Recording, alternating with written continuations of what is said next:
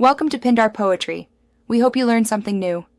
You start by confirming you have every recovery item the provider accepts. Gather backup codes, the recovery email, and the phone number tied to the account. These are your primary keys. Once done, sign into the account on a trusted browser or device so the provider can recognize a familiar environment. Make sure to note recent activity times and devices because you will need to reference them during verification. This minimizes friction and speeds the recovery dialogue with the service. You now follow the provider's explicit account recovery flow. Don't improvise. Choose the option labeled for lost two-factor access and submit a backup code if available. If not, request SMS to the recovery number.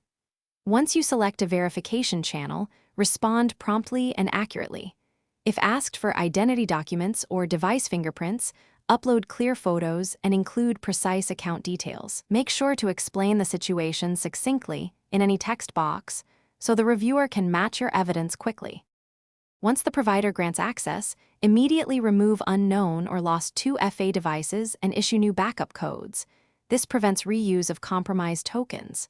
Then set up two-factor again on a secure authenticator app or hardware key and store backup codes in a safe place. Make sure to update recovery email and phone details. If the automated recovery fails, escalate to verified human support, attach clear ID proof, and reference prior steps. Persistence and precise documents are the single. Thanks for watching. Consider subscribing if we helped you.